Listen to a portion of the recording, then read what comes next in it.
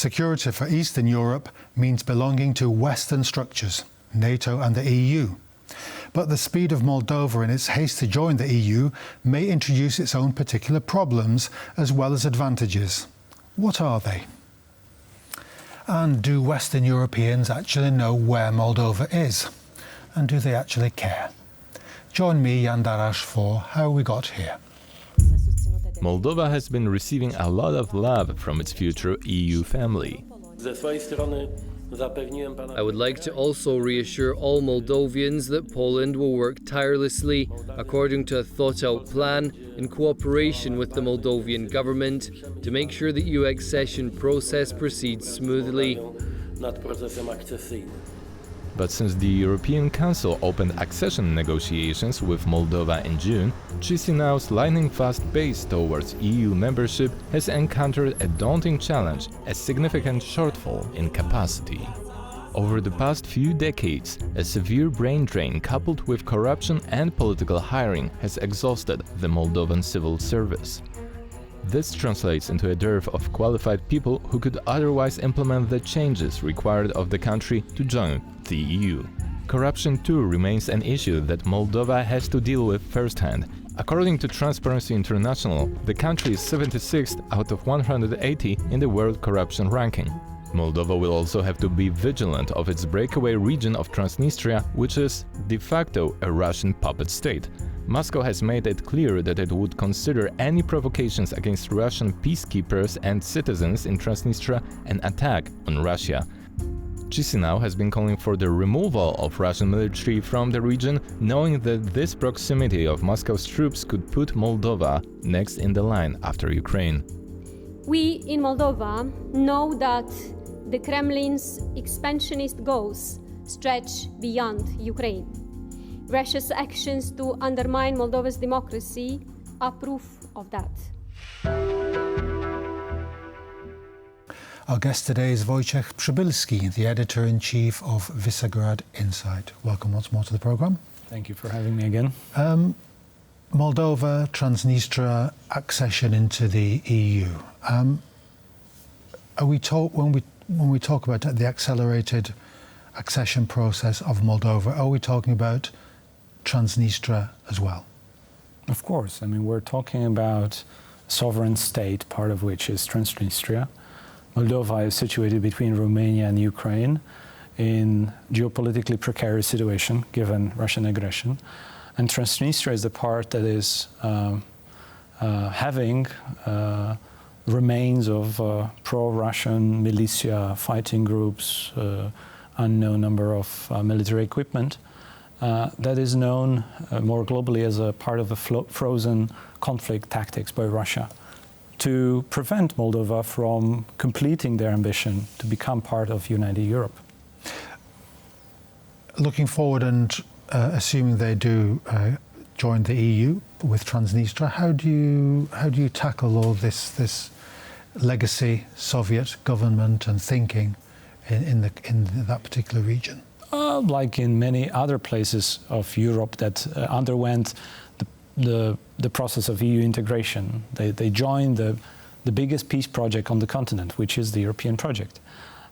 You expect to have a good offer for the population which is there, that is offering them, from their own perspective, also a fair chance of advancing their interests, their ambitions and dignity in a common European project.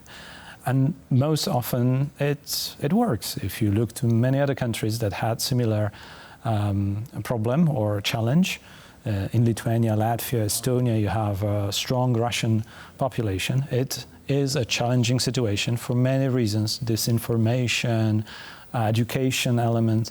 You also see that those people actually prefer to have an EU passport over having a Russian passport to which they're entitled. They don't want to change because within the EU, even for such groups that live with this post-Soviet legacy, there is a good offer within the united Europe rather than within the falling apart, the Russian imperialist project. Countries like Lithuania have maybe reinvented or revived their ancient traditions. They're coming through into the modernity of the modern European Union, with a tradition of the Commonwealth, with Poland and the Commonwealth, the tradition of democracy, of rule of law, parliamentary stuff, all that stuff. What does Moldova think of itself? How does it think of its own history in that sense? Now, Moldova has its own tradition and identity, which is naturally very close to Romania. Romania is the main reference point, the significant other, also because of the language, geographical proximity, and business ties of today. But Moldova offers quite a lot of their identity that is built around the region, about the exceptionalism we all know, the great quality of Moldovan wines, for instance. And they build their own pride and traditions, stemming also from the internal diversity. There is a strong component of ethnic diversity in Moldova, including Gaugasia, another ethnic enclave in the country. That seems to be prone also to Russian disinformation, fearing that they would need to change and adapt to something else, like they had to adapt to the Soviet Union standards in the past. Probably with ignorance of the process of the European Union that actually cherishes and invests in this diversity to upkeep these traditions and upkeep their identities built around the very specific history. And what would a Western European, or how would a Western European taxpayer, EU taxpayers, see the investment? How would they be convinced to cough up and to invest in Moldova?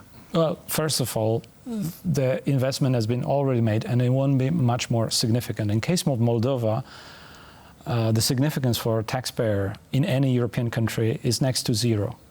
It's also because Moldova is such a small country. But it's also a country that drives and modernizes itself because of their own desire to be part of the EU. So they reform at a double speed, and they offer quite a lot in the process. They're not a troublemaker. So the taxpayer cost to any average citizen is, as I said, next to zero. And the benefits are greater because you include a much more bigger population, again, step by step, into the biggest peace project. And peace means also financial profit. Yes, and modernity. And what is there's the tempo of what's happening today with Moldova's accession into the EU? Is that a case of, well, we need to get them in quickly before anything blows up, for example, like it has done in the Ukraine? I think nobody is pulling Moldova forcefully or from external forces. We know of the external forces that are pulling some Moldovans away from the ambition of the majority of their society. We know from opinion polls that most of Moldovans want to join the EU, but there are strong opposition forces that have signed a pact in Moscow to actually oppose in the referendum in October the plan to have the European project inscribed in the Moldovan law as the crystal clear ambition. So anyone who wants to assist the democratic process in Moldova and to support their genuine bottom-up desire is, I think, free to do so. We should be mindful of those who try to exert malign foreign influence on Moldovans' own choice about their future, which apparently seems to be very European. What's the structural? What are the structural problems that they've had in doing this, and what have they done well in the process so far?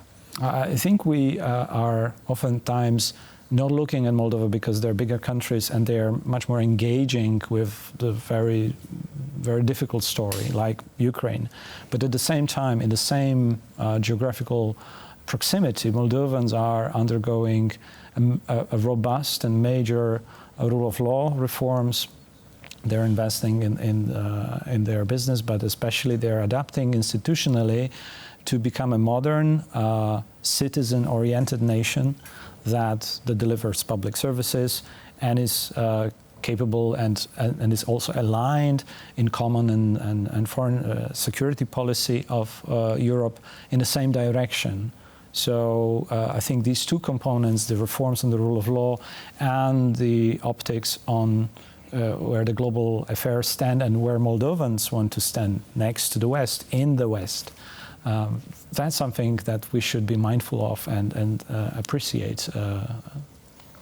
You mentioned that obviously that peace doesn't necessarily mean non-violence, and that the lion lies down with the lamb, that kind of thing. We see local frictions all over the EU. And you also mentioned the idea of this Soviet legacy in Transnistria. Is this a case of just time doing its thing?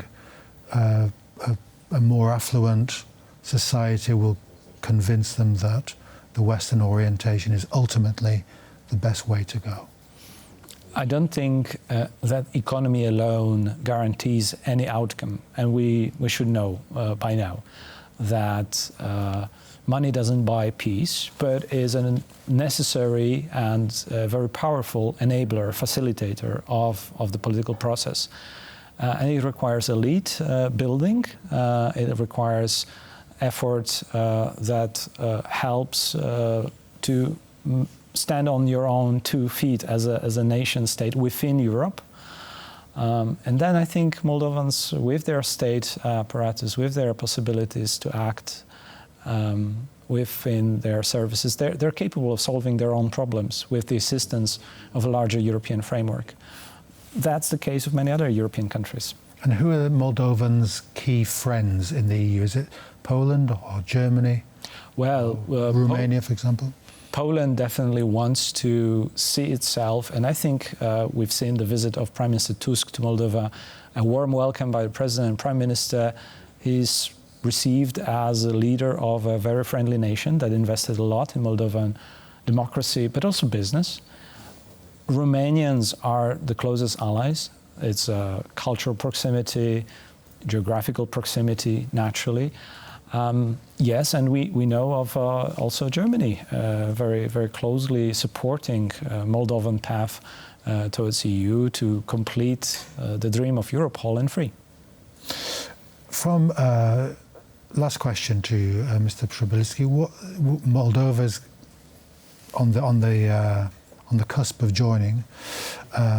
What are the prospects for Ukraine? Is this just another thing where we have to just keep the promises rolling? I don't think it's real possibilities. Well, look, I believe that we have been blind at the effort Ukraine has done, not over the past 2 years, but over the past 10 years, undergoing a very difficult situation, militarily speaking, being partly occupied by Russia, and then now with renewed full-scale invasion, fighting an active war. At the same time, they've been reforming. They are having a positive review of the rule of law process, the reforms they've been undertaking. Not everything's perfect, and under these conditions you cannot expect things to be perfect, but they have a clear strategy that many other candidate countries have been lacking and failing because they were lacking it.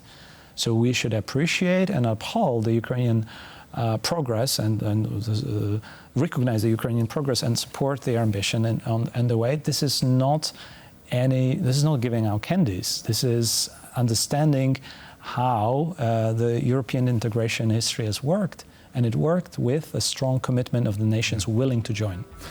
We've run out of time, unfortunately, once more, but Wojciech Przybylski, thank you very much for coming onto the programme. Thank you. So that's all we have time for once more, so join us again next time for How We Got Here.